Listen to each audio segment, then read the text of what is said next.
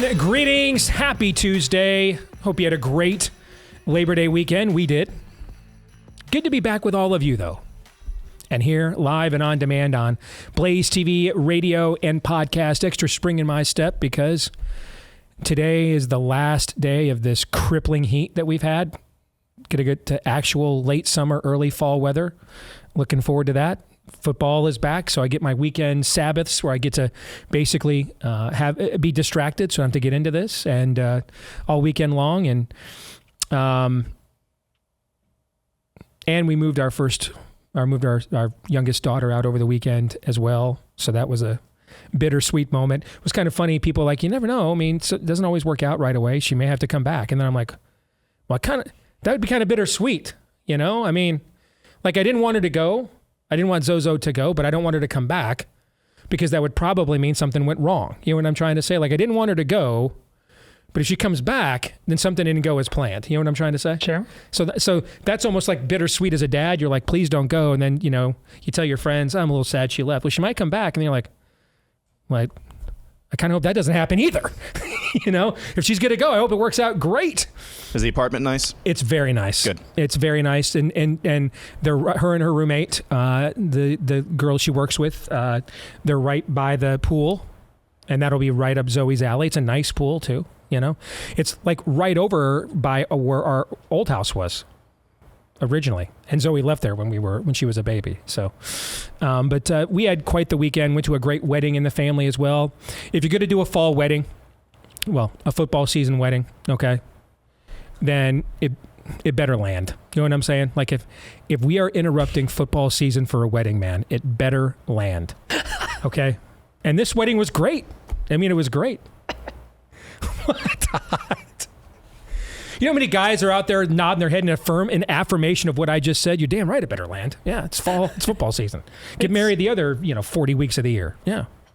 The median time, as you can see, I'm rocking the Harvey Two-Face this morning. The median time to get married is September.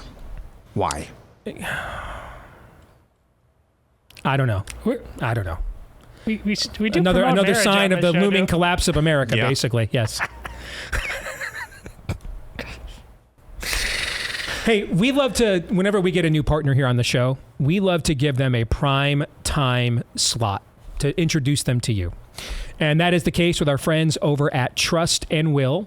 You know, we build up our lives with bright moments of joy and pride and success. However you define those moments, securing your future should be part of that journey. Traditional estate planning can cost, though, thousands of dollars. Not sure a lot of us have that just laying around here in the Let's Go Brandon era. One size fits all templates may not capture all the important details of the life you've built either. So with Trust and Will, pardon me, you can protect your legacy from the comfort of your home starting at just $159. So my wife handles all this stuff for me. I had Amy take a look at this before we agreed to put them on the air and just go through it with, we hadn't updated our own estate stuff in about 10 years. And a lot of our we've got older kids now. Our financial situation's more secure than it was 10 years ago. So, we needed to update this stuff anyway. We've been talking about it. Then lo and behold, they come to us with Trust and Will. Let's make them our guinea pig. Let's see if they worked out. She was blown away by how well it worked, how easy it was to work it, and just how detailed the process was. So she gives it, on behalf of the Deace family, a sterling recommendation. All right. So if you want to simplify the process of creating and managing your will and trust online, from finding out what's right for your family to finalizing documents with a notary, you can gain peace of mind today with Trust and Will and get 10% off plus free shipping of your estate plan documents by visiting Trust and Will, the word and, trustandwill.com/Deace. That's 10% off and free shipping at trustandwill.com/Deace. Again, trustandwill.com/Deace. All right.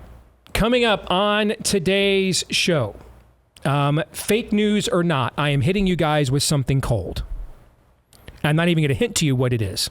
You must be excited because you texted us that you were going to do this. Yes. So someone, a little birdie of mine, alerted me to this over the weekend. And I'm like, there's no way that this is true. There's no way this happened. And I went and looked it up, and it did. And so I've got to find out, I got to get you guys' instant reaction to what this is. All right. I'm not even going to try. I believe it's John Amanchukwu. I'm not even going to try. Do you know what it is? I don't know either. I texted him and said, you got to make sure you clear that. Okay. And he said, no problem, man. All right. Because this dude, and I'm sensitive to people with tough to pronounce last names. I've been through that a few times myself. But this dude, man, is a dude. And he's a fan of the show. Yeah, I mean, we like this dude. He even got me to buy a sweatshirt. All right. He was wearing, the first time I was introduced to him, he was wearing this God is greater than government hoodie. I'm like, I got to get one of those. So I did. All right. So he's going to join us at the bottom of this hour. And then for Pop Culture Tuesday, my son came in over the weekend to watch the Michigan game with me and said, hey, did you know that Ahsoka was out? And I was like, it's out? Had no idea it was out. I didn't know it was out yet. What is that? I guess it's like they're into episode 5. I don't even know what this is. You don't know what Ahsoka is? The series on Disney Plus about Ahsoka from the Clone Wars? I didn't even watch the Clone Wars. See, I think we need to have a conversation about this. Okay. Sounds like progress, actually. To the last. Bitter, angry, frustrated to the last. And you know what? We dig that about you. We're getting, pretty soon we might actually be okay having weddings in the fall. Probably not. No, I need my downtime. But hey, the wedding landed. It was a great wedding. Reception was great. Ton of great energy, great food, fun people. No complaints in the aftermath. I was complaining on the way out, okay? But in the aftermath, no complaints. Okay. All right, that'll do it for the rundown. Let's get to, actually, what's going to happen by starting off with what happened while we were away. What happened while we were away, brought to you by this. And here it is. If you want to go out and get it, you can go out and get it. Have fun with it. But people do like it, I must say. Thank you very much. Moving on today's edition of Why Doesn't Every Republican Sound Like This? Here's Florida Governor Ron DeSantis responding to a question from a woke reporter about so-called climate change in the aftermath of Hurricane Idalia. Well, I think if you look, there was a storm that went on this almost exact track in 1896. And it had 125-mile-an-hour winds just like this one.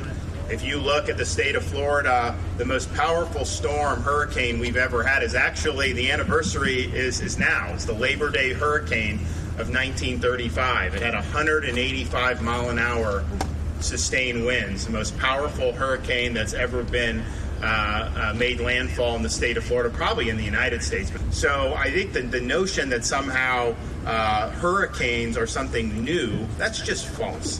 And we've got to stop politicizing the weather and stop politicizing natural disasters. We know from history there have been times where it's been very busy in Florida, late 40s, early 50s. You had a lot of hits of significant hurricanes. So I think sometimes people need to take a breath and get a little bit of perspective here. But the notion that somehow if we just adopt, very left-wing policies at the federal level, that somehow we will not have hurricanes, that is a lie. Tucker Carlson now says it was a mistake for Donald Trump to skip the GOP debate and thinks he's too old to be president. In an interview with Barstool Sports founder Dave Portnoy, Tucker made these comments. I thought he should have done the debate. Yeah.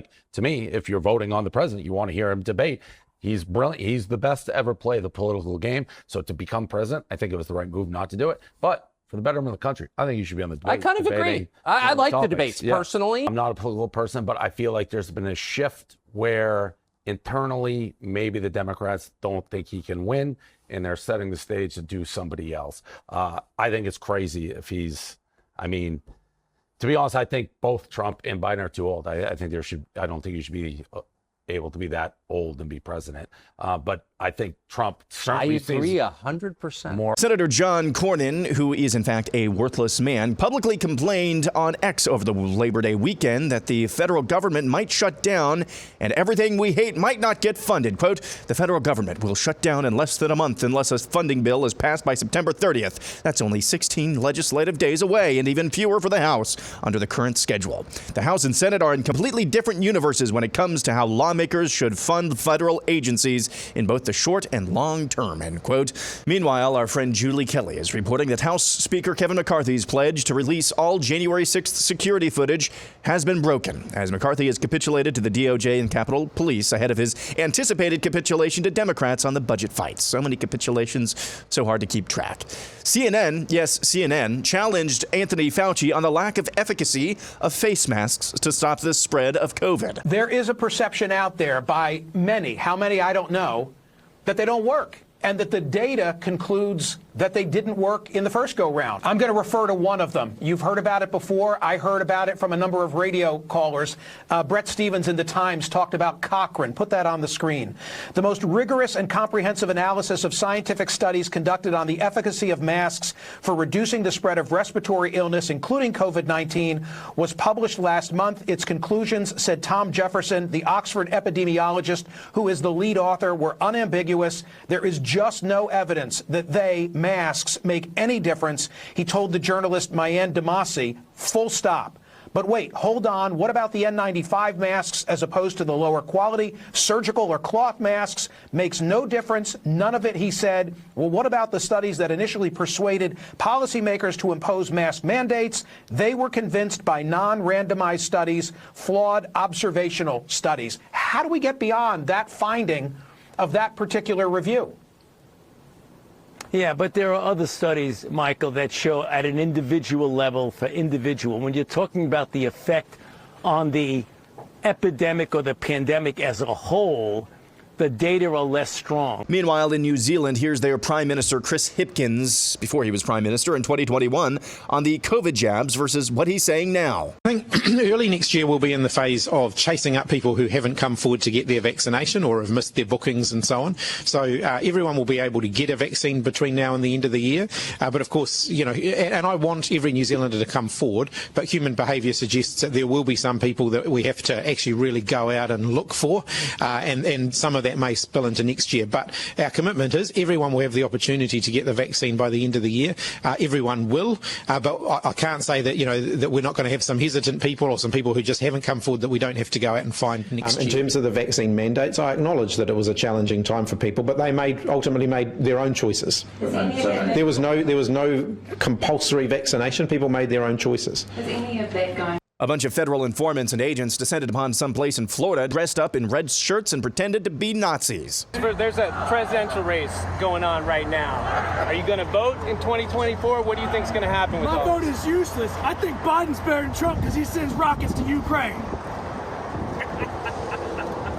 In support of Ukraine, you mean? Hell Ukraine, hell Azov. Slava Ukraina! And that's what happened while we were away. So how do you get roped into that? Like when you're, trying out at Langley or one of our federal captured institutions. Nice. I mean, how badly do you have to fail your final exam? And these are the guys they go to. I mean, look at overacting, how poorly this is overacted. This is waiting for Guffman. No way, Corky kind of stuff. Okay, way over the top.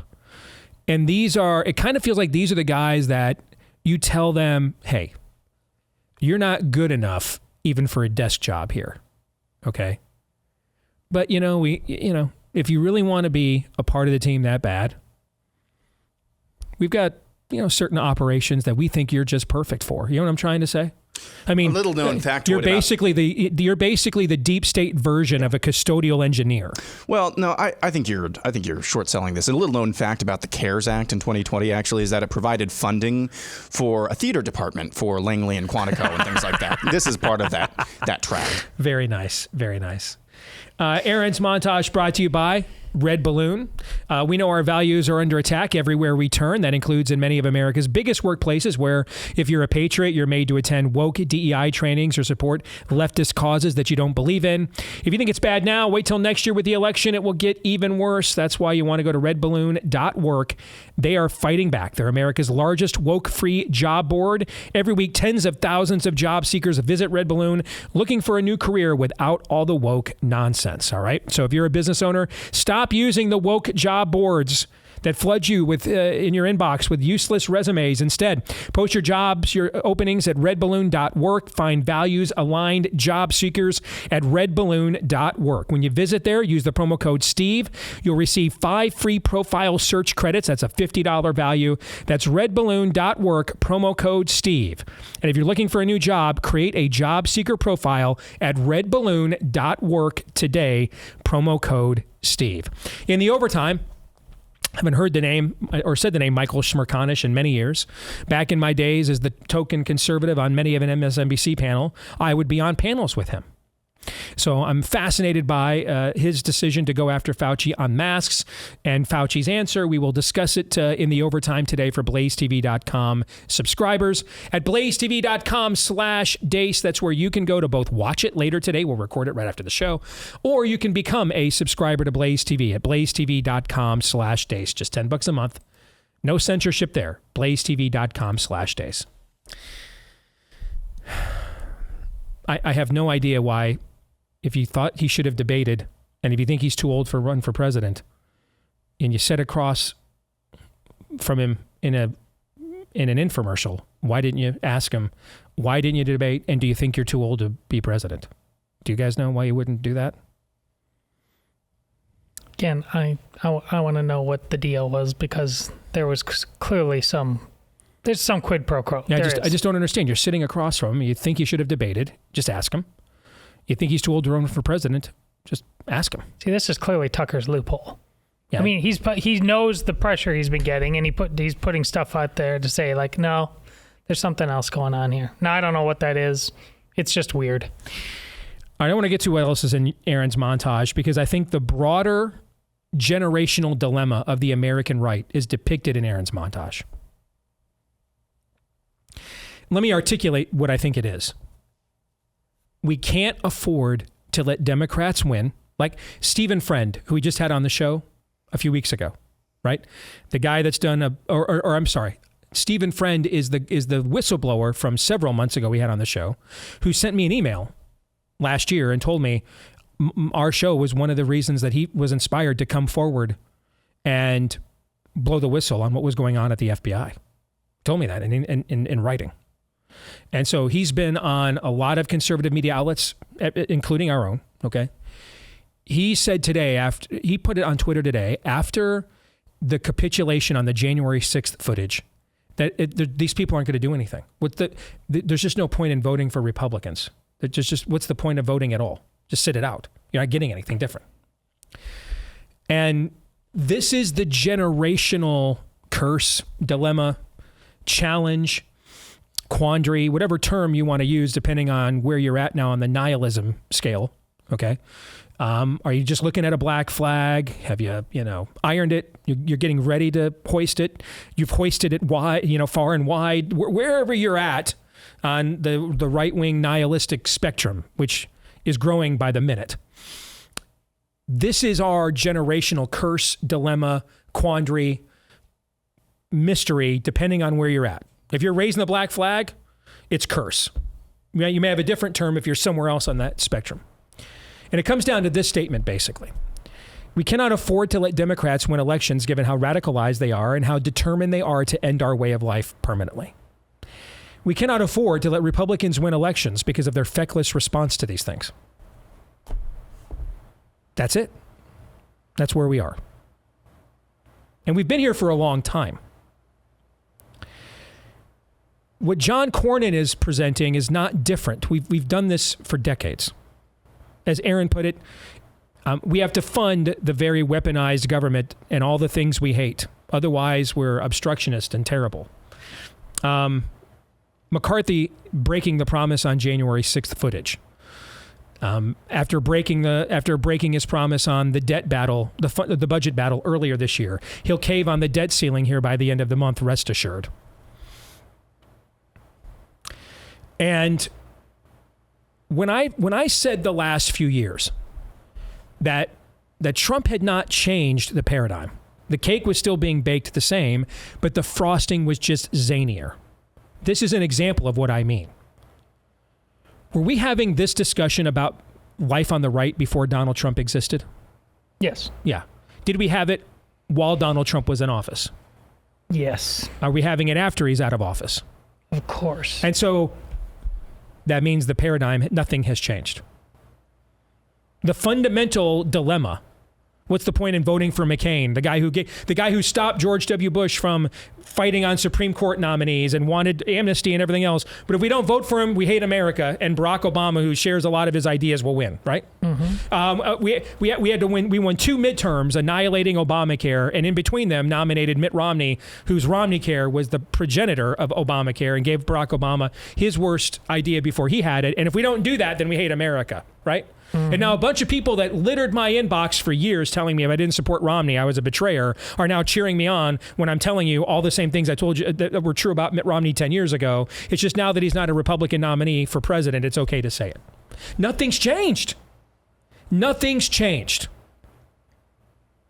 I could have done this show where I came on the air and said, we cannot afford to let Democrats win. We cannot afford to let Republicans win. I did that show 10 years ago. That's how I know nothing's changed. I did this show 15 years ago. Nothing has changed. Trump changed nothing. Fundamentally in our political paradigm. Nothing's changed. Well, the media is corrupt and biased. You mean you trusted media before Trump? Now, it is more exposed than it ever was. Did Media Research Center, Brett Bozell, they just opened up January of 2017, right? They did not. Rush wasn't sitting there in the 90s at 11 o'clock Eastern, all on a highly rated late talk show, just playing clips of biased media and reacting to it 30 years ago. That wasn't happening. 30 years ago, we trusted everything was on the up and up. That's a brand new thing on the right, distrust of media. Now, I agree that he went further than anyone else had to destroy their credibility. I agree with that. He should get credit for that, and there's a benefit to that. But here's how he did it. He said a bunch of it. He didn't make you think, well, I thought Jim Acosta was honest until... No, you knew he was a liar before. What Trump did is say a bunch of incendiary things that the Republican Party told us we couldn't say and win. He said a bunch of incendiary things and even worse than those things and still won. That's how he did it, right? It wasn't like people were really trusting of the media before Trump, okay? Nothing's changed.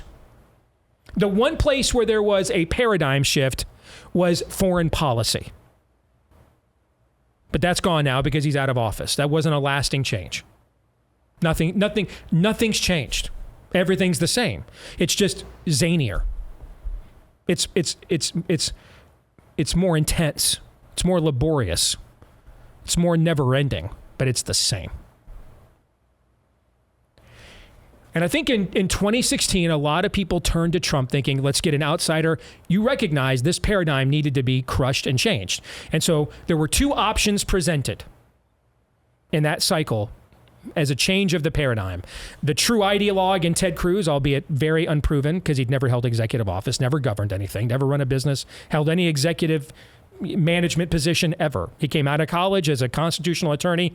He did that, became a solicitor general, ran for Senate, but he represented ideological shift to the right. Trump represented a personal shift that his persona would be the disruption we needed. And then that didn't happen. There were some good successes. They were all erased within 5 seconds of when he left the White House because he was not able to bend the system whatsoever, wasn't able to drain any swamps, and many of his personnel hires were absolutely, well, pardon the pun, deplorable. So that never occurred. So we're back here all over again. And now the swamp he didn't drain is now basically draining him of money in endless lawfare and 41 indictments, felony indictments and everything else that's the never-ending story. Okay? There is one path we have not tried. Well, there's 2 paths we haven't tried before we get to Bunker Hill. Because when you lack, and we get to Bull Run. Because when you lack agency long enough, that's where this goes historically every time. That's where it goes, right? Sooner or later, that's where it goes. Our country was founded on that. That's where it went. Years and years and years, they went to King George petition. They went to the Court of James. Years and years, went nowhere. Eventually, there was no alternative but call the Minutemen in. Right? That was it. Sure. We debated slavery in this country. Had how many compromises? I mean, it was debated at the orchestrating and the assembly of the Declaration of Independence. It was one of the most hotly debated issues at the founding of the country. It was debated for decades. Would we have slavery in the Northwest Territories? Would we have it in the Louisiana Purchase? Would we have it west of the Mississippi? Would we have it in the California Gold Rush? This thing was debated and punted and debated and punted for decades. Finally, it was very clear there would be no agency given to a solution, and so we ended up at Bull Run and Gettysburg. That's always where these conversations go when there's no agency. Now, we're heading there, unfortunately. That's how this will go. That's how it always is. That's history. We don't shape history. He does. We just live it out. We're humans. So that's where this will go, with two possible exceptions. Two things that must grant people agency. There's two options. One is someone who is serious about governing with a proven record of doing so. That's what DeSantis represents.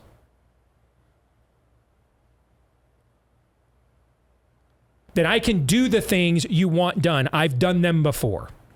Now, the challenge for DeSantis is, how many people are still serious about that or have essentially nihilistically just given up? And his challenge as a candidate is he's going to have to re-inspire those people. They're basically like the Israelites in Egypt. They've been under bondage for so long, they wouldn't know any better. We can't do any better than this. We just stay right here, don't go anywhere, and at least we've got water to drink and meat to eat. The other option is just an entirely different party. The problem with that is that's a long-term option. I mean, that's going to take years to foment, to form. You're not going to get instant battle access. Where's the money come from? Does anybody feel like we have that kind of time? Probably not. Maybe we do. I don't know the future, but it doesn't, to us again down here on the mortal plane, does it feel like we've got like 20 years to recalibrate the political paradigm around here? Does it feel like that to you guys? No. Because that's probably what you're looking at. I mean, Nigel Farage tried this in the UK with the UK Independence Party, and he had no success at all except for Brexit. Now, that was a pretty big success, but he was able to do that because of the referendum process. He couldn't have a lot of success even with a parliamentary system that would be more favorable to forming third or alternative or wedge parties, let alone the system that we have. And it seems like a lot of people on the right have just determined that they're in an abusive relationship and there's no way out. And they've essentially just given up. And I understand that temptation. Your children and grandchildren don't. And they will curse us if we do this. I mean, I was talking to somebody recently, someone whose opinion I greatly trust, who told me flat out, I think we're screwed. Someone who's really smart, I think we're screwed. I've essentially raised the black flag. I'm nihilistic.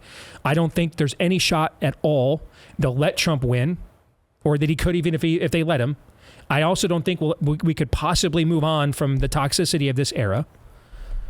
And frankly, Steve, he told me, I'm concerned that you're going to go out there and blow your wad of credibility for the long term for a cycle that has no shot of being successful. Now, I'm not wired that way to think like that. My worldview begins with the premise that a dead man walked out of a tomb alive. My life is not my own. I am bought at a high price. This last year, I nearly died from a bacterial infection from a bacteria I'd never even heard of previously. 4 months later, I just out of nowhere lost hearing in one of my ears. Those are constant reminders. The clock is ticking here, and there is no long-term guaranteed for anybody, is there? There is no long-term guarantee. What you have is right now. So as Paul says, redeem the time.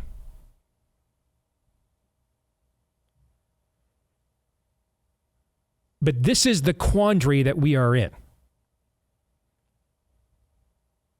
And nothing's changed. So then at some point, maybe, we have to consider that we're the ones that have to change. The system isn't going to change the people. The people are going to have to change the system.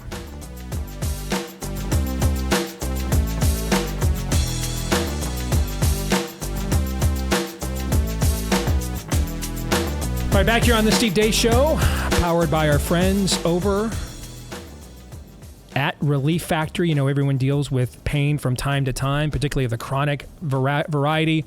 That's the lingering soreness and achiness that just won't go away. It's stubborn, and it's usually because of too much inflammation in your body, and that's why you're looking for an all-natural anti-inflammatory like Relief Factor.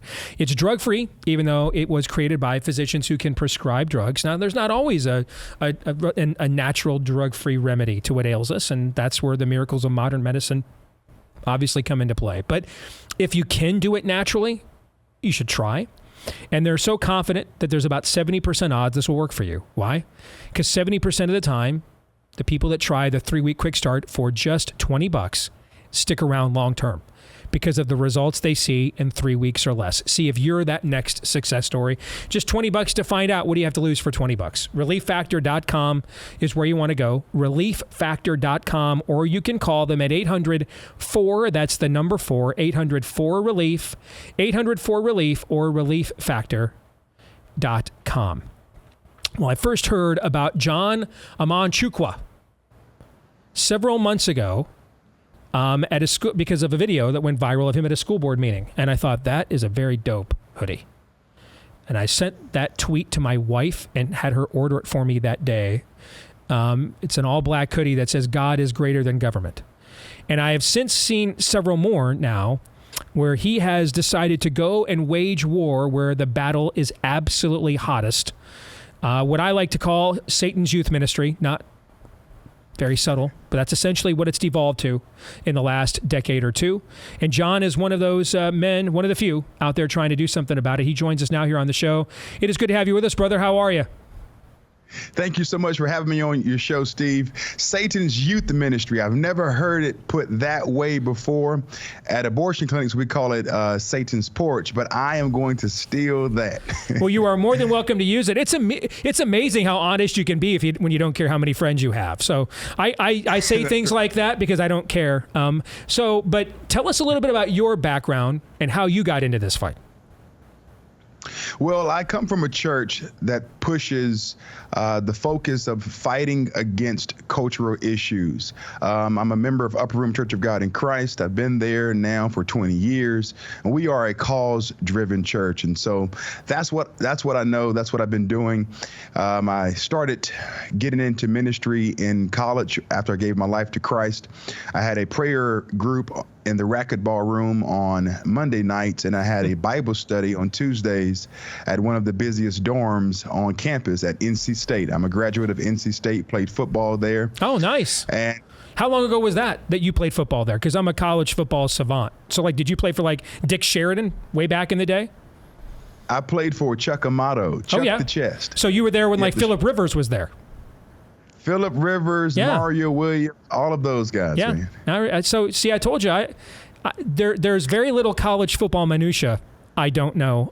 My wife would often tells me if she hadn't had my 3 kids, she'd swear I'm still a virgin. But let's set that aside and get back to the topic at hand. Go ahead.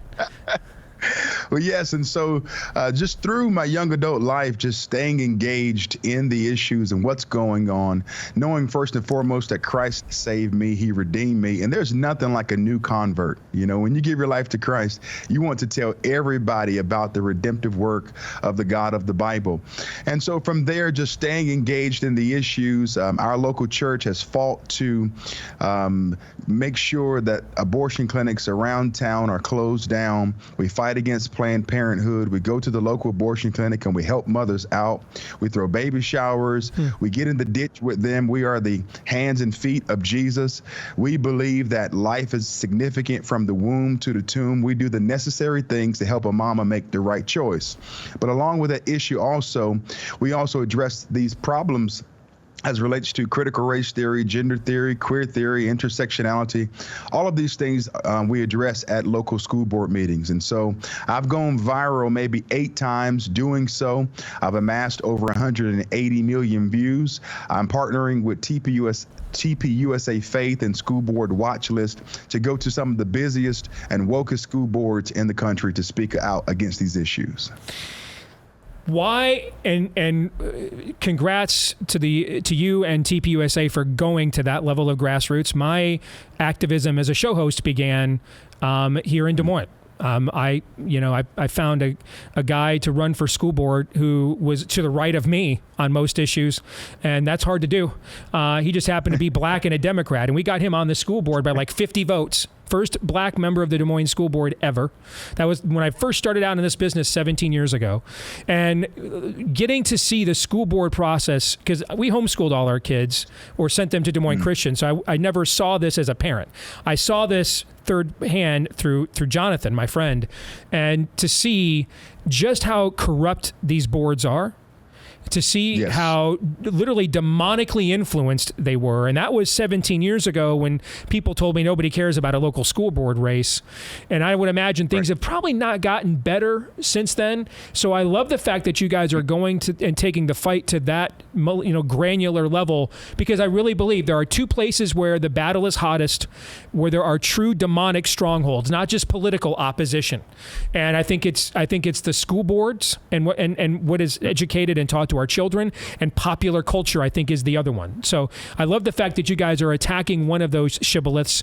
What has been, if you could articulate common themes as you've gone on and done this in school board districts across the country, can you see common modus operandi, common methodologies where you can kind of see the same thing plays out over and over again, regardless of where you go, once they're under that ideological or spiritual grip?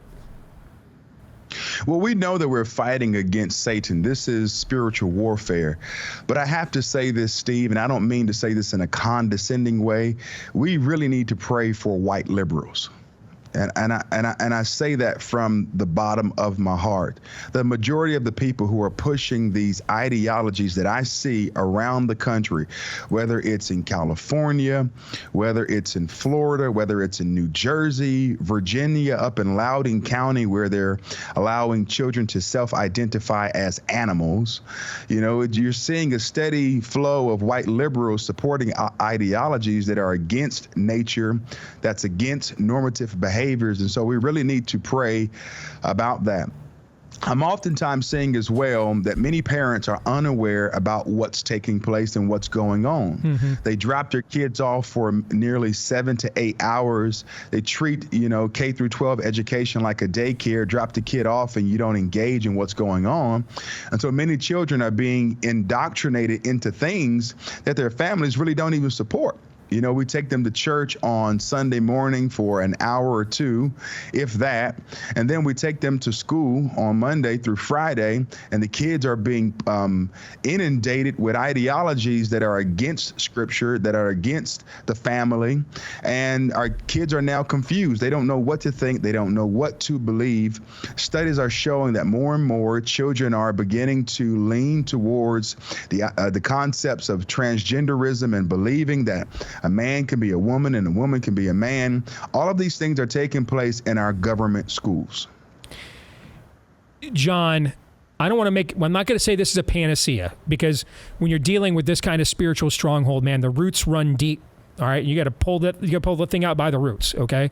But just as a first step of progress, how much of a dent would we put into what you've witnessed if more dads, men, just made their presence more known in these districts and at these meetings? I tell you what, man, you're really pulling up some roots by saying that. That question is the question of all questions. I believe that part of the reason why we don't see a lot of men speaking out at local school board meetings is because many men have become neutered by feminists. They have surrendered their voice. They feel as if to speak up and to address these issues and to be vocal and assertive and to use their testosterone, oftentimes those kind of men are labeled as having toxic masculinity. And then if a guy is, more reserved and quiet, then he's labeled as being a beta. And so men are confused today. They're on this pendulum swinging back and forth of not knowing what to do, how to respond, and what to say. But men are called to be protectors and providers. And if there's anyone that should be standing up for the sanctity of even womanhood, it ought to be men, because we are blessed and we are the recipients thereof. I am trying to bring about revival nationally in many ways, spiritually, through making sure that people understand what the Bible says and what God's truth supports, but also trying to get to the hearts of men in the culture and to remind them that you have a place, you have a role, you have a job. We can't just surrender education to the mama bears. We need the papa bears as well, speaking up on the front lines.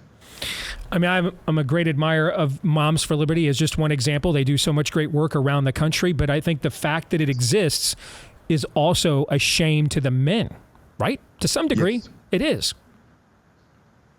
I would agree with that. Moms for Liberty does a wonderful job. I'm friends with Tiffany Justice. We've partnered together on some issues as relates to the school board meetings, and they're doing a great work. And you're right. You know, prophetically speaking, it says that men have abdicated their role and responsibility, that we have to have an organization called Moms for Liberty in the first place. But I'm for making sure men see clearly today, and they know that they have a job, they have a role, they have a task. And I'm seeing more and more men around the country begin to speak up. I receive emails weekly from men who are saying, hey, how do I get engaged? I want to do what you're doing. Or I saw your viral video in Temecula when you spoke out about the 10 things that black students don't need in education.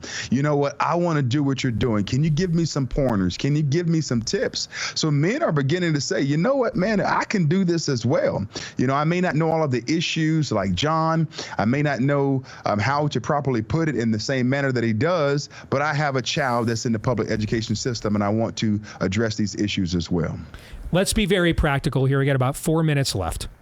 Someone is listening right now, and they're a mom or a dad, and they're like, okay, we've got to get involved. Or maybe I'm not even a mom or dad, but maybe I once was a mom, or I'm still one. My kids are grown and out of the house, but it's this community where husbands for my daughters and wives for my sons and bosses for my children and grandchildren are going to come out of these schools.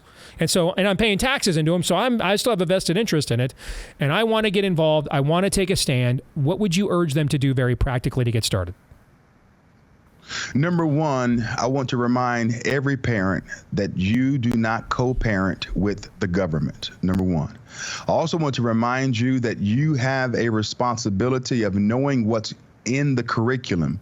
You need to know what are in the curriculum standards. It's imperative that every parent knows what the books that are being provided in the classroom are talking about, what they support. Parents need to go to the library and have a conversation with the librarian. And if you walk into the library and you see a pride flag, and you see a transgender flag, and you see a BLM flag, you are dealing with a woke public school. And parents have a right to go into the library of their school and to see what's in there. I've spoken to some woke librarians around the country, and you know what they tell me? They say that children have a right to see themselves on the bookshelves when they walk in.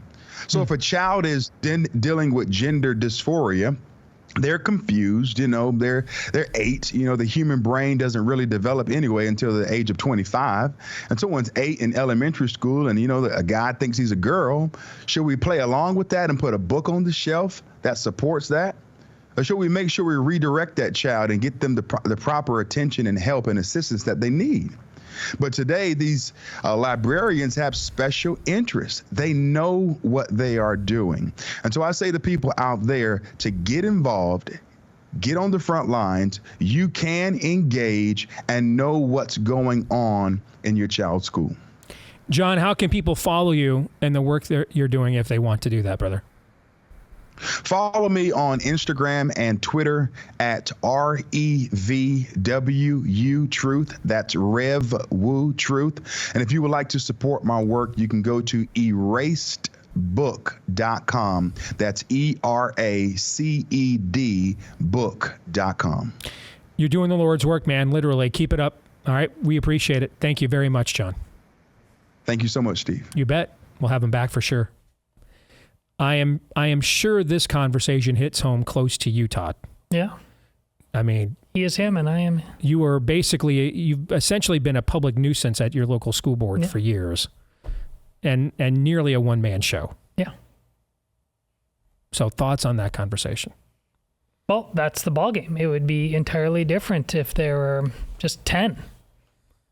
I identify with him greatly, but really, the people coming in, what can I do? The first thing you must do is that education is not something that you're supposed to be passive about and leave it to the so-called experts, nor the law. He just was escorted out by a police officer just for showing the people what everybody came to indoctrinate your children with. That's how absurd things are. And until you realize that's not expertise, that's insanity, game over. You don't have to be well-spoken or anything like that. You have to be pissed off is what you need to be. And you have to say, over my dead body. Aaron? Far too few people are legitimately pissed off. Now, we get our jollies off on social media in this bubble, but far too few people, they just roll their eyes. They don't have time for this. The forces that are trying to foist this ideology, all of the ills that we've seen them do, whether it's transgenderism or whether it's gender, they have time for this. Oh, they have a lot of time for this. They've been preparing for decades for this. So either make time. What's the Muse song? Knights of Sidonia. Don't waste your time, or time will waste you. That's what's going on here. And Todd is absolutely right. This is the whole ball game. And here's the encouraging part. It doesn't take that many people, actually, in the grand scheme of things. It just takes a committed minority of people who are saying, you know what? I have time to go to the school board meeting. I have time to be a menace to these essentially pawns of Satan. Take out my frustrations on people who deserve it, frankly. Yes. Yeah. It just takes a small, committed minority of people who are willing to put in the work, like John is doing. But men must make up some of that minority. There must be men. It doesn't have to be a lot. It must be the majority of the minority. But there's got to be some men in there. Yeah. Got to be some men. Oh, we're in trouble. How'd you close the last segment? You talked about maybe we need to start asking about the people instead of the system. Mm-hmm. People just can't be bothered, Steve. All right, we'll come back hour 2. Anastasia's going to join us. And then a fake news or not that I'm going to surprise you guys with and get your reaction next.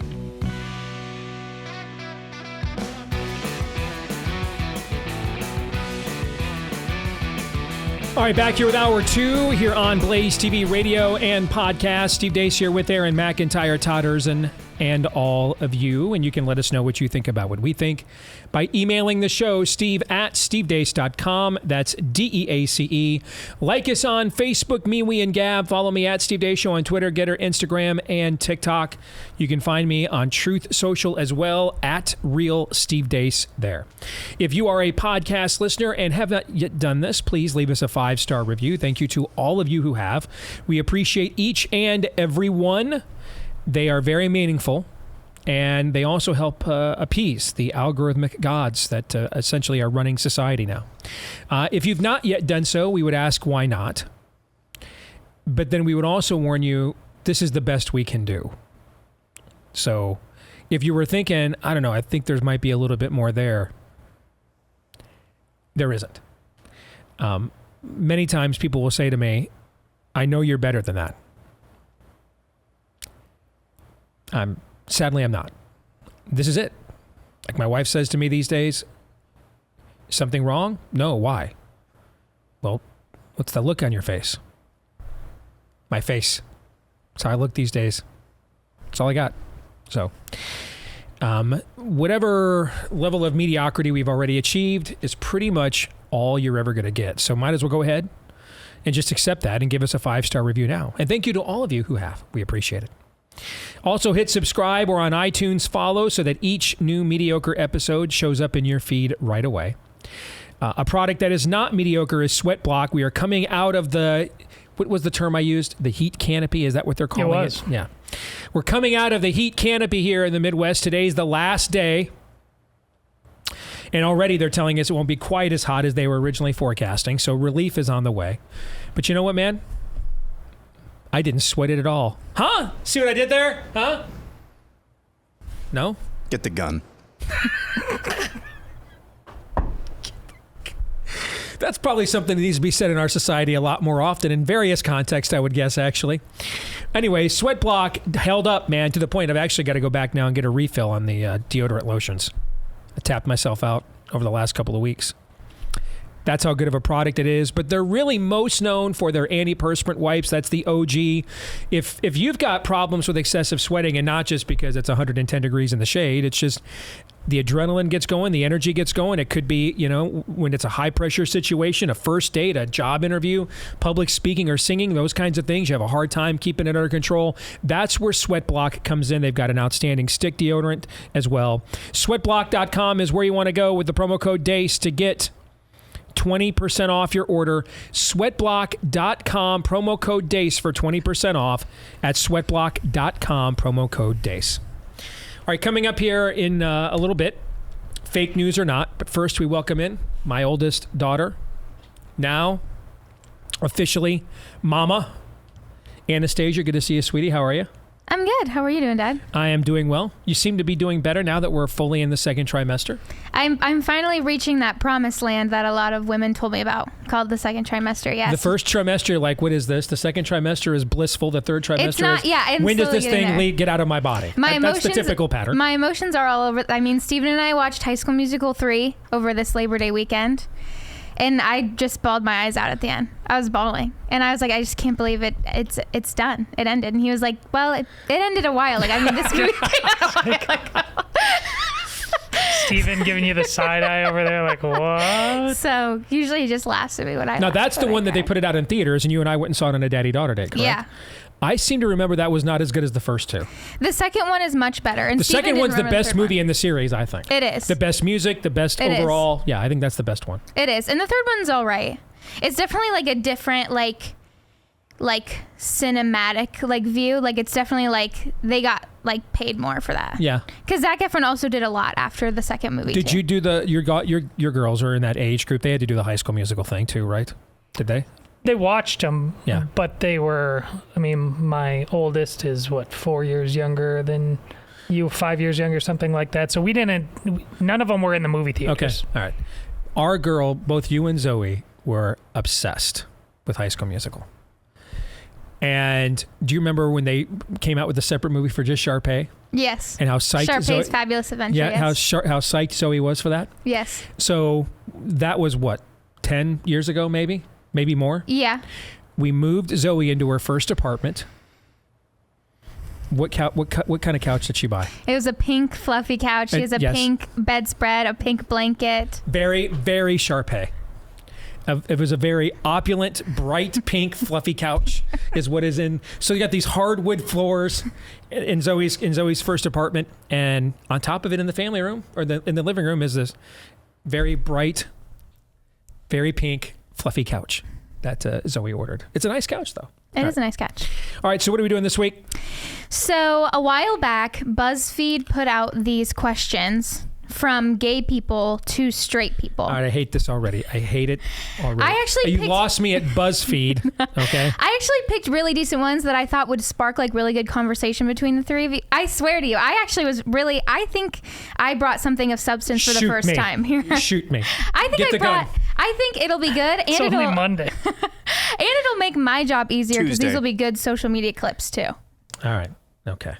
They're not bad. They're good ones that I feel like you guys can actually go into a good conversation and ask. Lock and load. Lock and load. Fair enough. All right, go ahead. So the first one is, if straight people hate gay people so much, why do y'all keep having gay babies? That's a serious conversation starter. I am going to use the gun, but I'm turning it on myself.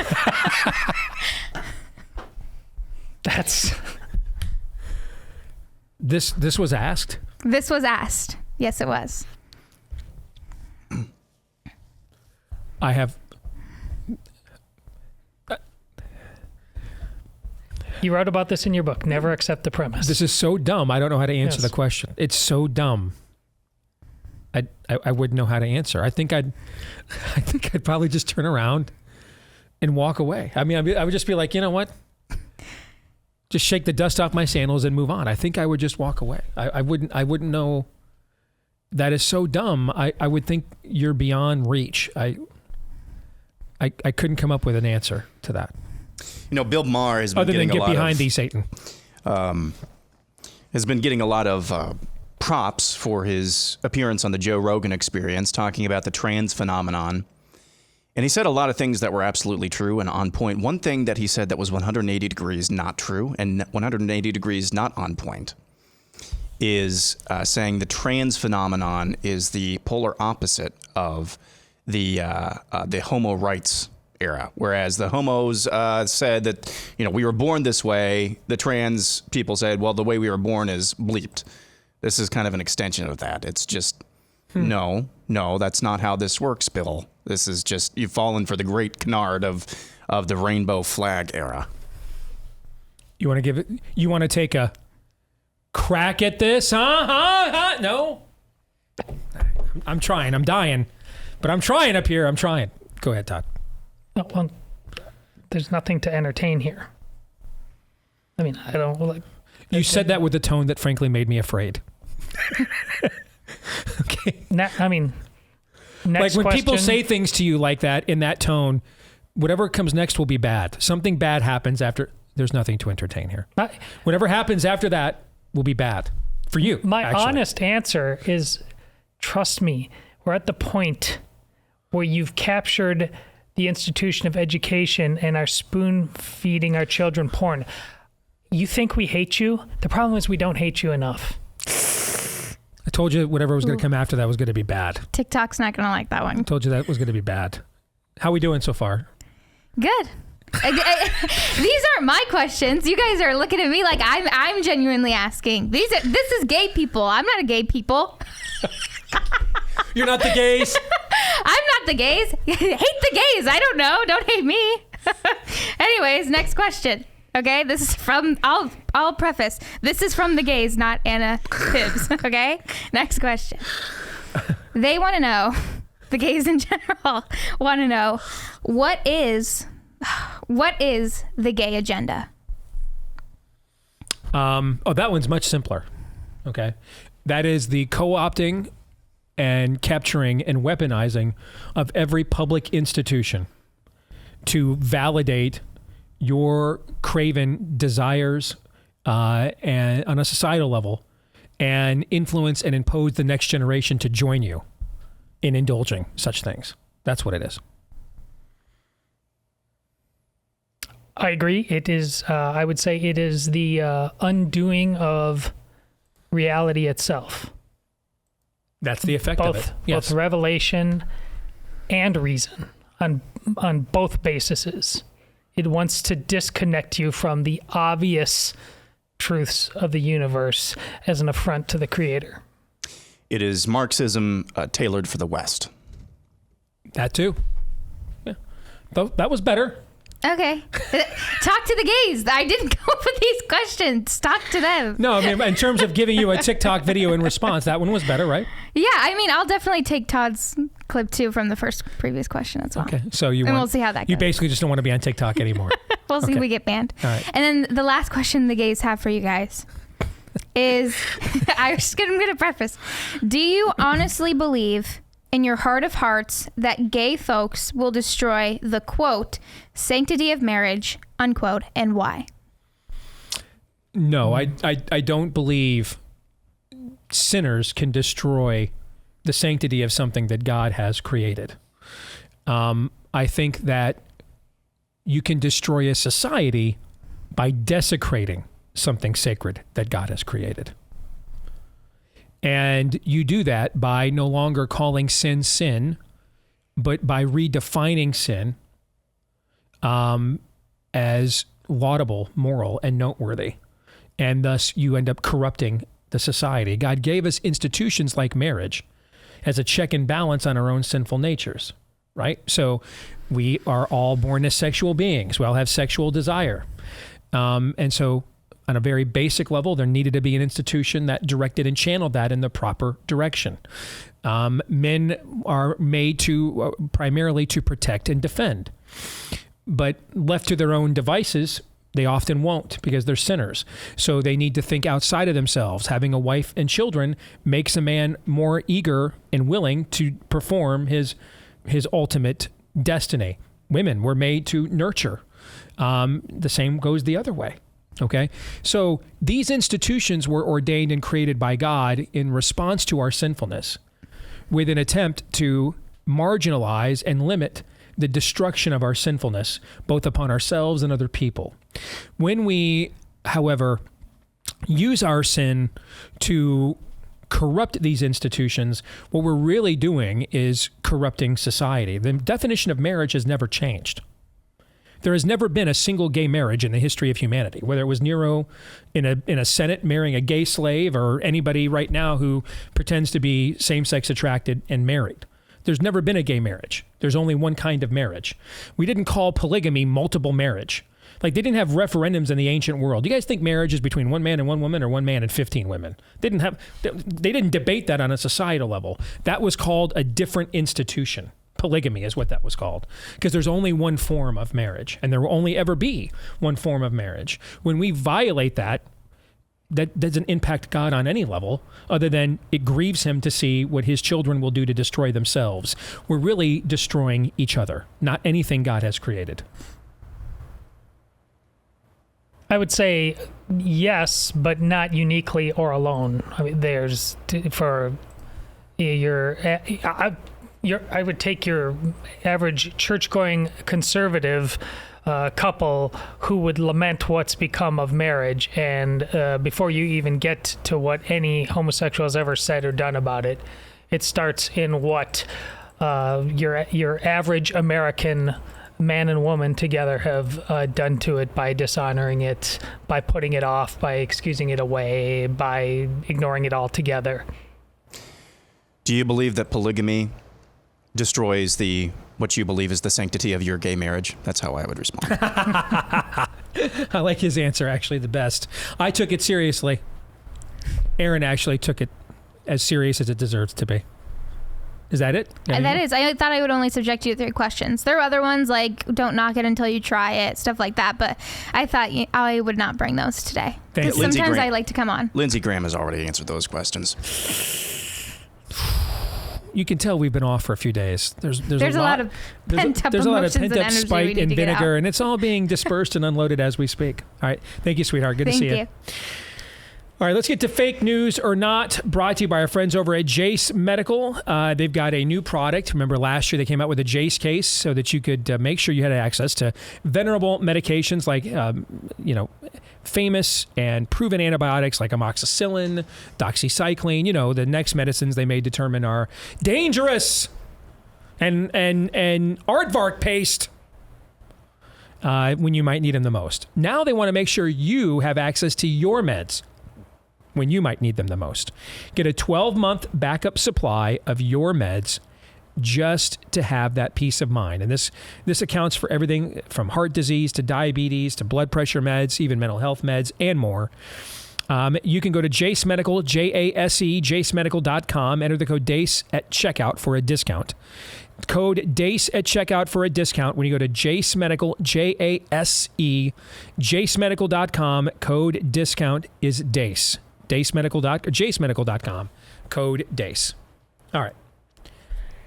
So I had a little birdie call me over the weekend, and we got to just talking about the larger presidential race, and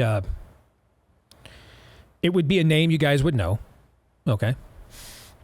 And we just got to talking about the race, and they told me they saw something on Newsmax TV, and I said, there's no way that happened. No way that occurred. So I'm like, you got to get me that clip. And then like an hour or two went by, and this thing was just stuck in my brain, man. I couldn't let it go. So I'm like, you know what? I'm not going to wait for the birdie. I'm going to go out on my own and see if I can find this. Okay? This is And what I found is Newsmax actually wrote an article about this appearance. And it happened even more recently than I thought. This happened on Saturday. So I was talking to this little birdie of mine yesterday. So this just happened over the weekend. So, I mean, he must have watched it live. Okay. Here is the headline for fake news or not. Here's the headline. McLaughlin and Cuccinelli to Newsmax disagree on undecided voters. All right, now, just to set the stage here, if you don't know who these two individuals are, John McLaughlin is Trump's pollster. Well, his latest one. Trump has a tendency to go through pollsters a lot, like every other personnel decision. And, I mean, McLaughlin's worked for a lot of Republicans over the years. He used to work for Eric Cantor. And he predicted that Eric Cantor was going to beat Dave Bratt in his congressional primary by 33 points. Uh-oh. Yeah, Dave Bratt won by 12. Yeah, so 45-point swing. Just a bit outside. I don't know what to say to that. I mean, we all laughed. I don't even know who to turn the gun on at this point. Just gonna start spraying buckshot. Everybody deserves it. Everyone. And then when I'm done, I'm turning it on myself because I just can't take it anymore. Do they make airsoft cruise missiles? That's what I want to know. Airsoft cruise missiles. That's great. No, seriously, he projected that Eric Cantor was his client, Eric Cantor, was going to win by 33 points, and he lost by 12. That was 45 points. 45 in a congressional primary, guys. Okay, 45. All right. Okay, so Ken Cuccinelli, for those of you that don't know, is one of the mucky mucks with DeSantis' super PAC. And oddly enough, former Virginia gubernatorial nominee. He was the Attorney General of Virginia. He also was essentially the border czar for Trump in the White House. He was Trump's border czar, one of the better hires that Trump made. But now he is supporting DeSantis and his Never Back Down super PAC. So Newsmax brings these two guys on to essentially argue about what the state of the race is. Okay? I want to start right here with the headline. When I ask you guys, McLaughlin and Cuccinelli disagree on undecided voters, what do you think that means? Oh, I'm guessing Trump's guy probably believes that this thing is done, this primary is over, and Cuccinelli probably disagrees with that. I don't know at this point. Undecided voters. I mean, when you assume that the argument is how undecided voters would lean if they had to make a decision, typically. Sure. Wouldn't you think that's what it means? Right? I mean, that's what you would think it would mean, particularly since this is September 2nd. Right? Nobody is voting for 4.5 months. Nobody's voting for 4.5 months. Nobody is. And then the one place that they are is in a race that fewer than 180,000 people are going to vote in one state. And so New Hampshire will be like 2 or 3 weeks later. So only about 180,000 Iowans are going to vote in the next 5 months. So you would think that this would be about which way undecided voters are leaning. Fair? Well, and how many of them still consider Trump to be an option? Correct. And we've seen a lot of those polls, right? I mean, our own Iowa poll a few weeks ago showed 50% of Trump voters, or at least 50% would be willing to look at somebody else. Right. There's been other polls that have shown some of those things. Right. Okay. All right. I'm just going to read to you this piece. Okay.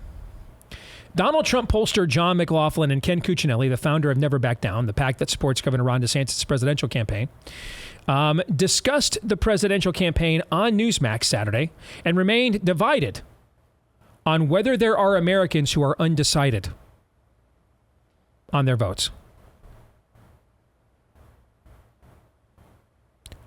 The debate was not about what undecided voters would do.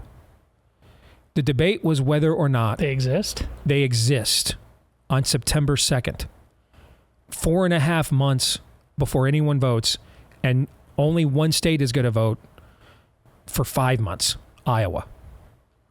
And then it's like another month until South Carolina from Iowa. So you could say for the next 6 months, 2 states are going to vote.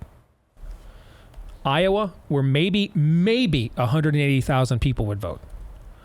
What was the turnout of the New Hampshire primary in 2016?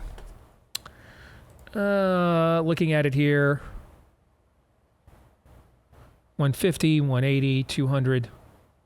About 240,000 people voted in a nation of 330 million. In the next 6 months, less than 500,000 people are going to vote. Less than 500,000 people in a nation of 330 million are going to vote in the next 6 months. And Donald Trump's pollster went on Newsmax and asserted there were no undecided voters. Quote, "We now have the most corrupt, failed president in the history of the United States." McLaughlin told Newsmax's The Count. On February 21st, I said there'll be buyer's remorse when Joe Biden fails. I just never thought he'd fail this fast and this badly and be this corrupt. But now, former President Trump is running 40 to 50 points over his challengers. And when it comes to DeSantis, quote, this is a quote from John McLaughlin. He leads 72 to 28, and there are no undecideds. That is a quote. That is a quote. There are no undecideds. No undecideds. None. No one is undecided in America, according to Trump's pollster. No one is. And it's 72 to 28, and no one is undecided. No one is. In a race that only barely less than 500,000 people are going to vote over the next course of the next 6 months. No one is undecided. No one is. No one is. He said this on television, on Newsmax, which means a lot of you probably didn't see it.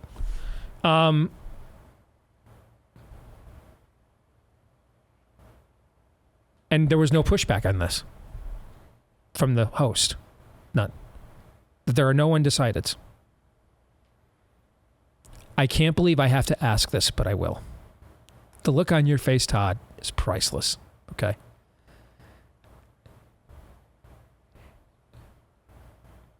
Four and a half months before anybody votes in Iowa, fake news or not, there are no undecideds. No one is undecided. None. There are none. You do remember the beginning of your own show today, which started off with a montage that included the front-running presidential candidate in question selling his mugshot merch. You call that, T-shirt. right? So it's T-shirts now, but yeah. Yeah. So. Yeah, but tomato. I hear you. Yeah. So you're expecting, like, objectivity, clarity, above boardness. Okay. What I knew you were going to say that, and I'm ready. Here's my counter. Okay.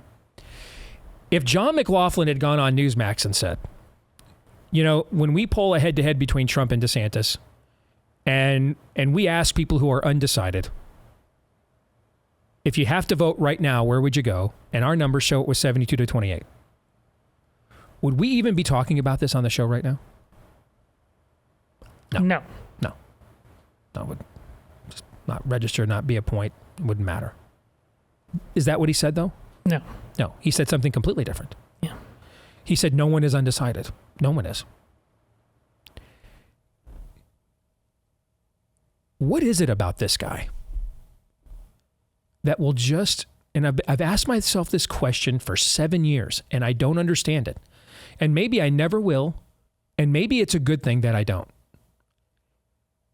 What is it about this guy that people are just so willing to debase themselves to obviously disgusting levels, one way or the other? Whether it's hey, you didn't put the disclosure of $200,000 to Stormy Daniels on your campaign disclosure, so here's 30 felony counts in New York. Okay, Mike Pence and Joe Biden, they took documents from the White House with them, but since their name's not Donald Trump, they're fine. We're going to here's a 100-year prison sentence for you. I mean, could you at least 5 or 10? 100? 100 years? It's just debasingly disgusting. So's this. There's no one undecided. Everybody's minds are made up on September 2nd. Nobody's undecided at all. Why? I'm never going to understand it. I'm never going to get it. But the depths of disgusting debasement that people are willing to do either on behalf of or in opposition to this man, this one singular individual. I don't understand it. I don't. You lie when you don't have to. Rudy Giuliani, I literally pled no contest and admitted I will not contest your allegations that I lied in court. Then comes on Twitter, I never admitted to anything. You just literally you entered a plea into the court, no contest. I'm not contesting that I lied about these people. I'm not contesting your charges anymore. I never admitted to anything. What are you talking about? What is it about this guy? Like, there can be no truth about or around him. Does everything have to be a lie? Can the truth ever just get said one way or the other?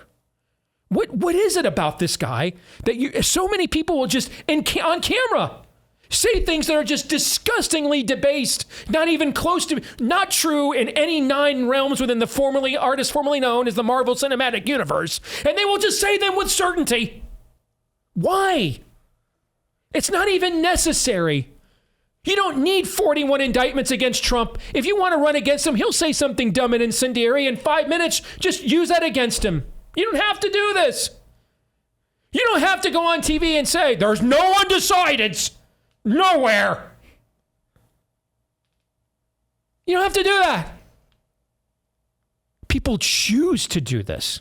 Why? He gives them permission to. This is a tale as old as time. He gives them permission to be who they want to be anyways. I have been considering something, and I think this has been borne out in the primary, and we've seen this a few times, talking about adopting the leftist approach and using that on your political opponents, regardless of the party that they're in. Mm-hmm. I think if there's one thing that the Trump orbit understands, is that the narrative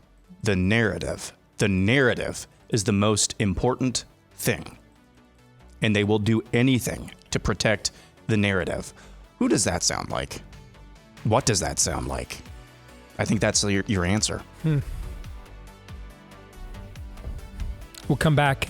Pop Culture Tuesday is next. Remember when there were like Star Wars? Whatever happened to that? Let's discuss.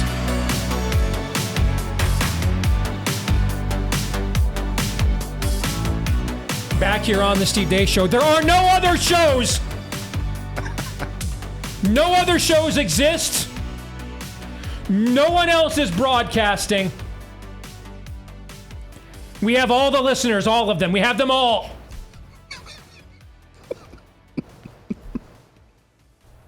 The only reviews are 5-star.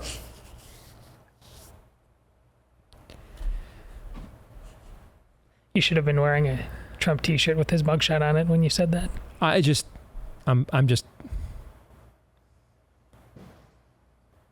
I am the greatest of all time. Now, I will say this. Miracle Made sheets are pretty great. They're the greatest. I don't know they're the greatest of all time. They're the greatest sheets I've ever slept on. And man, they did it again. I told you, I raved about it during the last heat canopy, whatever the heck they're calling it, heat wave we had, that this was the first summer that I didn't have to have the ceiling fan on when it got really hot out at night to keep cool, to sleep. Didn't have to do it. In fact, tried to do it during this last heat wave, thinking, okay, this one's even worse, maybe. I can't believe I'm going to say this, guys. I got too cold. I had to turn the fan off. That never happens. That's how good these sheets are. Self-cooling properties for a better quality sleep using silver-infused fabrics, originally inspired by NASA. Miracle Made sheets are thermo-regulating and designed to keep you at the perfect temperature all night long, so you get the best sleep every single night. Now, there's probably other materials and substances out there that would keep you cool. I would imagine, maybe wrapping yourself in wax paper might do it. Or aluminum foil. Probably, though, not the most comfortable sleeping experience. Fair. Fair. Okay. So it's not just that these things keep you cool, but they are comfortable too. Luxurious comfort and quality. Better bed sheets than you're going to see in some 5-star hotels. So it's not just that they functionally are superior. They're very comfortable as well. You can try them right now at trymiracle.com/Deace. Trymiracle.com/Deace, and you'll save over 40% if you go there. Trymiracle.com/Deace. Now, if you use the promo code Deace on top of that at checkout, you'll get 3 free towels and an additional extra 20% off. So you can't beat it. Trymiracle.com/Deace, promo code Deace. Trymiracle.com/Deace, promo code Deace. All right, Pop Culture Tuesday. I want to do an in-depth discussion about the new Equalizer movie. Saw it last night. Absolutely freaking loved it. Okay? Even Amy loved it. You know, not her native genre of movie. I was originally just going to go because I just told my wife, I really need to see some really bad things happen to some really bad people for a while. I need to see some really bad things happen to some really bad people for about an hour and a half. I got a lot more out of this movie than I bargained for. But I want to give more of you a chance to see it because there's no way we can discuss this without spoiling it, okay? But there are some powerful moral themes in this movie, one in particular. So next week for Pop Culture Tuesday, we're going to discuss the third and final Equalizer film from Denzel Washington, okay? So heads up. And if you haven't seen the movie by then and we spoil it, that's on you. For now. Noah comes in Saturday morning. We're getting ready to watch Michigan on Peacock with the new TV deal for the Big Ten. And I'm turning on Peacock to watch the game. He's like, why are we turning on Peacock? I'm like, well, the game is streaming right now. So that's it. We're on the streamer this week. Oh, okay. And then he looks at me and says something that just kind of blew my mind. Have you watched any of Ahsoka yet? I'm like, well, I was going to wait so we could typically watch it together like we typically do, but isn't even out right now? He's like, oh yeah, they're like going into the 5th episode. And it like didn't even register with me. The Secret Wars show that Marvel had, I still haven't seen any of it yet. And that's like one of the greatest comic stories in the history of Marvel Comics, where the Skrulls basically impersonate most of the great Marvel heroes, and you have to figure out who's a Skrull, an alien, and who's not, you know? I haven't seen any of it yet. None of it. I still haven't seen Andor yet. That one is good. That one's legit. No, I've heard very good things about Andor. I just haven't seen it yet. Especially the episode One Way Out. What's going on here? I'm asking. I don't have an angle other than when we first started this show together, the three of us as a team. Guaranteed lock. If there was a new Marvel movie or a new Star Wars, new Marvel content, new Star Wars content, guaranteed next Pop Culture Tuesday we were discussing it and breaking it down. Right? Mm-hmm. Guaranteed, automatic. Yeah. Okay. I mean, I love Ahsoka. Love the character from the Clone Wars. I like the way that they actually have portrayed her in The Mandalorian. She's been in there a couple of times, and she was also on the Boba Fett series. In the episode of the Boba Fett series she was in was the highlight of the whole series. Okay, so it's a great character, great story, and it's just not that important to me to see it. What's happened here? Have we gone beyond? You know, we used to say when I did sports talk radio, the worst place for a fan base to be was indifference and apathy. That you get to the point where you're frustrated and ticked off at how bad the home team is, right? But then ultimately, if the organization or the university just doesn't seem serious about correcting that trajectory, fans just reach a state of apathy, indifference. Since they don't think they can fix it, you know, kind of like we were saying about life on the right now in the first hour. When you don't think there's any solution or any way out, you just, take Bobby Knight's advice. You just lie back and enjoy it. It's inevitable. And there's nothing you can do. So you either just put up with it or you just tune out. But either way, you're not emotionally invested any longer. Is that what's happened here to these once two bulletproof all-time pop culture brands? Thoughts? It depends on the person. I think people have been let down enough times now that there's a proof of concept that there's, I don't know what percentage is the fanboy base, and then the I like quality content base. And so people seeing, whether it's Star Wars or fantasy, it's no different than Mission Impossible to them. If it's good, they'll see it. But instead of automatically going out to seeing it, I think there's more and more people that will wait to see what other people say. And more often than not, it's kind of a shrug of the shoulder. You can save your money, wait till it comes out for cheaper. I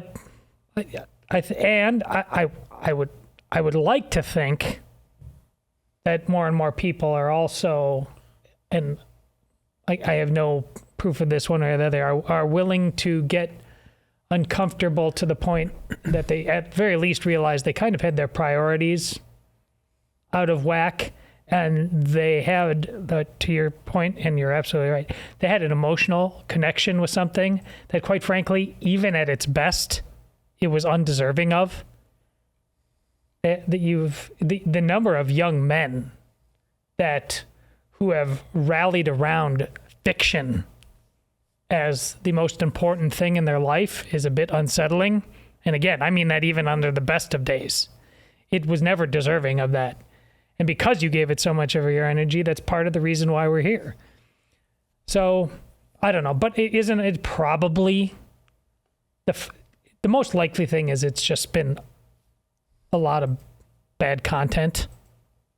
I mean, that's just the Occam's razor of it all, isn't it? Ultimately, yeah. I mean, you can insult people's sensibilities. You can insult a certain amount of people's sensibilities if the content is compelling.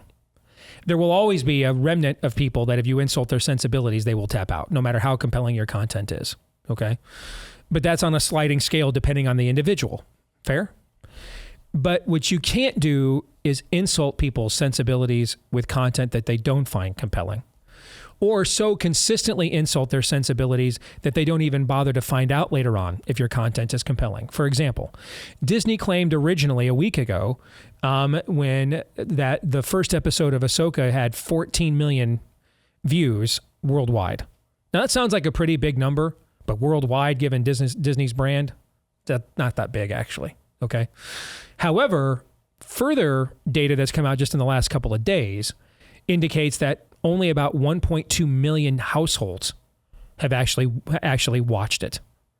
1.2 million, which would be about 40% lower than who watched the Book of Boba Fett, which was like 1.9 million. So we're not really even sure, because we don't have like an Arbitron or a Nielsen to tell us publicly what streaming numbers are. Take it from a movie producer. Now that we're in the streaming phase of things, that's very frustrating. Even companies like Amazon and Apple are very loath to share proprietary information with you, because there's a perception, as Aaron said last segment, the narrative rules. There's a perception that these are the greatest websites on earth, and so everybody's on them.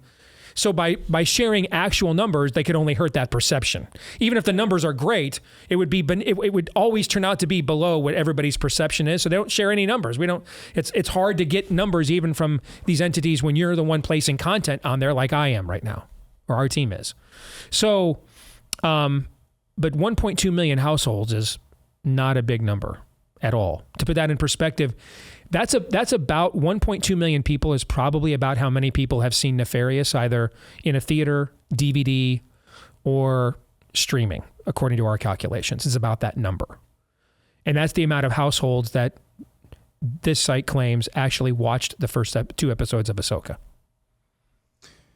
So you go to a new church for the first time,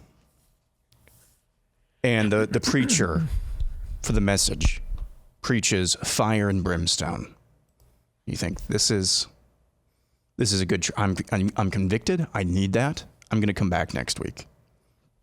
He preaches fire and brimstone. I'm convicted again. This guy seems like he's onto something.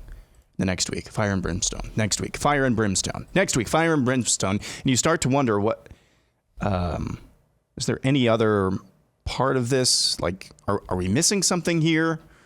What's the end goal here? What are we actually doing here? Fire and brimstone. That's good. It's good to convict. Is that the only part of the Christian walk? No, it's not. So I don't mean to make an analogy between the Christian walk and Star Wars. No, that's not what I'm trying to do here. But when you come out like every 6 months with new content from this once venerable franchise, you start to wonder, and this is my knock on Andor, although I remembered later Cassian Andor was actually a character in Rogue One, and so it did make a little bit more sense. But even with Andor, I thought it was a great series, but I'm not really sure what it's about. Not really sure, but it made more sense after rewatching Rogue One. I think Todd's point about the content, it's just kind of a one-trick pony. We're not really telling any vast, grand stories anymore with this franchise. Not to my knowledge, anyway. We're just telling stories for the sake of telling stories. And varying degrees, they aren't really great or compelling stories.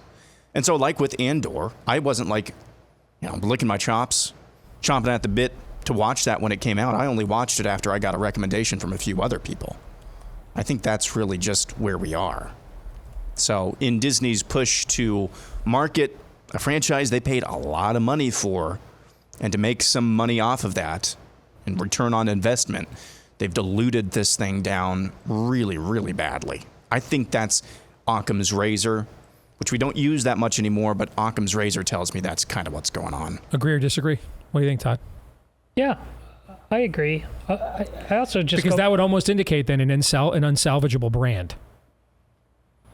Like the kind of thing where you have to stop making content for several years to build up a critical mass and a demand, and then start all over again, essentially. They have to stop. Well, look at George Lucas himself would agree at some level, if he's honest with Aaron. I mean, that guy had such a large tale to tell that he realized that if I was going to get this off the ground, I had to break it down. I mean, he had the prequels in his mind, and he had the original trilogy. That's 6 movies right there, and he had to just tell 1/6 of it just to get it off the ground. So I think he'd tell you that this was about telling stories to children. And now you have... When's the last time you had kids? I mean, it's grown-ups debating this now. It's our generation. It's nostalgia. And so in other words, the young people have just basically moved on, is what you're saying. Yeah, do kids watch this? Do they care? Did they ever care? And what do they care about now? I mean, this is like an IBM level of conversation. You know what I'm trying to say? Like, if you were of a certain generation, the idea that there would come a time that IBM was an obsolete entity, Sears Roebuck was an obsolete entity, would just be a foreign concept to you. And yet, we live in those times, right?